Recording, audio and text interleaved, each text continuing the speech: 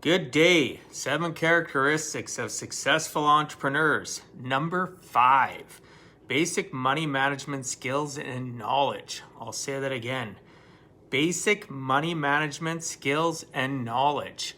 I think one of the weakest things that our society faces today is weak money management skills and knowledge. I look back at my history of my life and I think about even your kindergarten to grade 12, or even going into college, university, taking courses, going and getting my electronics engineering diploma. Nobody along the way really taught me anything about basic money management and skills. Why is that? I don't know. It's kind of ridiculous. They teach us and think it's important that we learn about different science and math and English and different things, which is great. But the most basic skill we need is being able to handle our money. And the biggest weakness I've seen in the 18 years of being in the financial services industry is the fact that people don't understand the inflows and outflows of money. They basically are spending $1,200 a month and they're bringing in $1,000. That's just, fictitious numbers, but it's just to give you an idea. And that has become a prominent problem in our society. And it doesn't matter what age category. I can pick age category from people and my clients that are in their 80s all the way down to clients that are 18, right? That are legal and I'm sitting down with. They're legally able to invest and do what they need to do on their own, and they have no skills and no knowledge of money.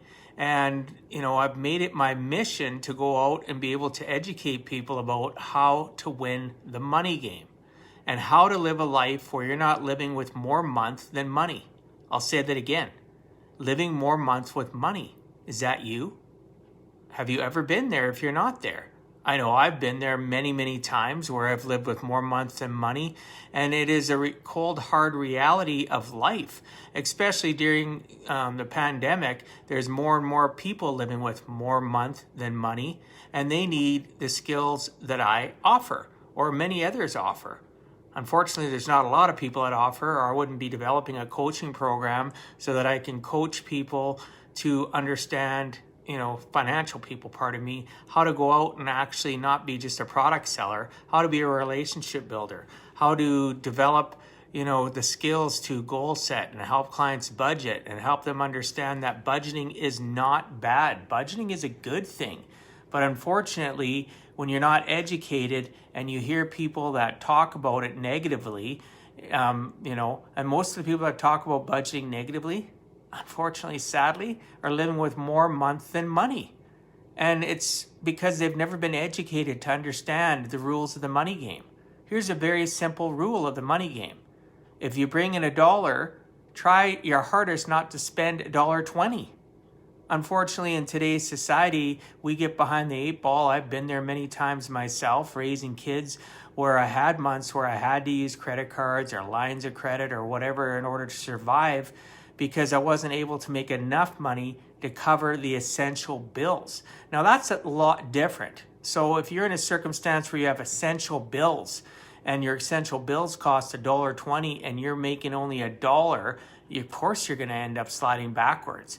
But that doesn't mean that you can't get control of it through a budgeting process where you can understand the inflows and outflows of money, where you can't sit and, work with somebody to understand this is exactly what I spend every single month. And then the next month comes up, you go back and you go against your statements, you go against your credit card or your bank card statements, and you actually reconcile and you put a little bit of effort. It doesn't take a lot of work. And then you understand, oh, you know what? There's a few things on my itemized budget list that I really could do without so that I can cover the essentials. I can cover that $1.20 of costs that I have coming in, but really out of that $1.20, only 80 cents of it is essentials. So I can dial out a couple other things that are causing me some financial, strife, some quiet desperation at night, knowing that I have all these bills, But now that I can see it black and white, I can start trimming back on areas which really are a want, not a need, so that I can live within my means. You know, I know many people today that I've dealt with over the last 18 years that would rather live broke, right? And what do I mean by broke? Your essential living's $1, you bring in $1, you're broke, right? But being beyond broke is where most of our society is today. Living from, paycheck to paycheck, living with more month than money, living in quiet desperation. Yes, pick me. I've been in all those circumstances. I've had to struggle. I understand. I can relate. I'm not judging anybody. What I'm judging is the lack of education that we have all been instilled with, and not just North America, really in the world in general, because I have sat and talked to other people in other countries. We're not the only special people. I say special because, people think, boo-hoo, woo-hoo, we've got life so hard and this and that, right? When in reality, with some effort, just like becoming an entrepreneur requires you understanding the inflows and outflows of money, right? You must understand the rules of the money game. If you think you're going to go out and start a business, ensure that you communicate with other people that own that same type of business, doing the same type of work.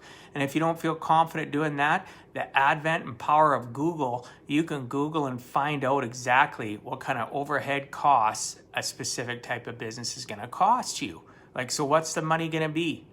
Are you going to be able to generate, $1,000 a month in profit, but the overhead's going to cost you $1,200? There's a problem there, right? So in that circumstance, when we talk about understanding on a personal level the inflows and outflows of money, when you want to be an entrepreneur, you have to have that dialed in even tighter. You need to understand, and some people may not understand this, but most banks, if you're taking out a bank loan in regards to running a business or an operating line of credit, and you're presenting them what kind of business you want to have, and you need the money in order to start it up, they're going to do what's called a 5-year cost profit analysis.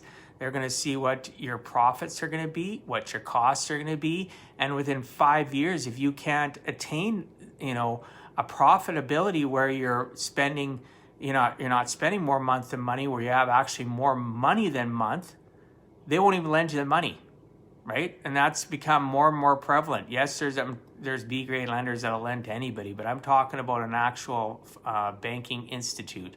I know in Canada, one of our top banks, that's pretty much how they utilize it. They look at your business model, they look at what you can do, they look at who's in your space, they will ensure that you have done a budget, that you've done up something that shows exactly, and be able to prove your costs, be able to prove what kind of numbers you can bring in. And it goes so far as to what area are you in? Is there enough demand for your services, for what you provide? It might not, it could be a product, but it could be just a service or a combination of both. But anyway, bottom line, I'm telling you, your only way you're going to be successful as an entrepreneur is to get your own financial house in order, your personal financial house. Because if your personal financial house is a disaster and you're living with more month than money and you're living in quiet desperation, what makes anyone think they're going to be able to be successful as an entrepreneur? Because you're going to bring in those same patterns and processes into your own business. So if you're an entrepreneur and you're struggling, learn how to get your financial house in order. Reach out to people that can help you, somebody such as me, and get the knowledge you need. It's not rocket science. It's just you need to be you need to want it bad enough. You need to want to fix your problems, and you can get your business back on track. Hopefully it's not too late. But for those of you that are aspiring entrepreneurs, I highly encourage you, before you ever look to go from aspiring to an actual entrepreneur, check your own financial house, make sure it's in order. And it all starts with realizing and understanding. Like I did a podcast today, I was interviewing a gentleman, and we talked about the fact of understanding your numbers. You need to understand exactly what it is you're doing in your life for spending. right? This is exactly what it is. And you need to start teaching your children so they understand it before they're adults, the difference between a need and a want. I've done that for most of my life with my children. They're all adults now. And I talk to them repeatedly. Is what you want an actual need, or is it a want? Have I made mistakes? I even told the person I was interviewing today, yeah, I still make the odd mistake. I'll buy something and I've convinced myself that it's a need, and I get home and realize, actually, that was a want. So am I perfect at it? Absolutely not.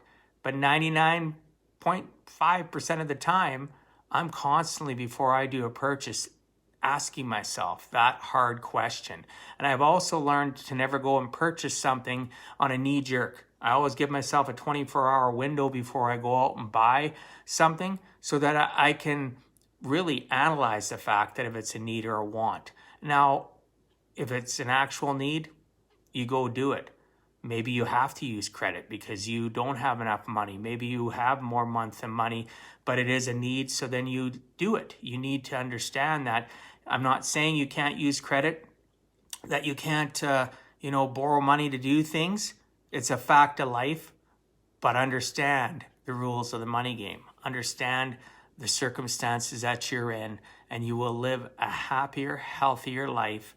And if you're an aspiring entrepreneur or an entrepreneur, you'll have an entrepreneur journey that will be way better for you. You'll feel better. You'll sleep better. Your family life will be better. Everything will be better when you understand how the numbers of your business function and how the numbers are, expected to function, right? So that you can understand that you might be in debt for the first few years. That's part of business. As you're growing and scaling, bringing on clientele, it is not unheard of to be behind the 8 ball for the first few years. But you better see a light at the end of the tunnel of your entrepreneur journey. Anyway, why do I talk to you about all this stuff? Because I give a heck, and I wasn't taught all this stuff. I had to learn it, and I had to scrape my knees and get up and dust myself off so many times, and I want to help people not have to do that. Collapse some time frames for themselves. Make it so that they can enjoy the journey of being an entrepreneur or just living life, because it's not even just about being an entrepreneur. All the things that I teach entrepreneurs or have utilized myself, it starts at the individual basis first. And that's usually why a lot of entrepreneur journeys fail. I've had my own fail years and years ago, and it was because I didn't understand the rules of the money game. Nobody taught me budgeting. Nobody taught me the common sense things that we should all be instilled in us right in school, right throughout our whole school system, even into secondary school. I look forward to talking to you tomorrow. God bless you all. Peace out and stay safe.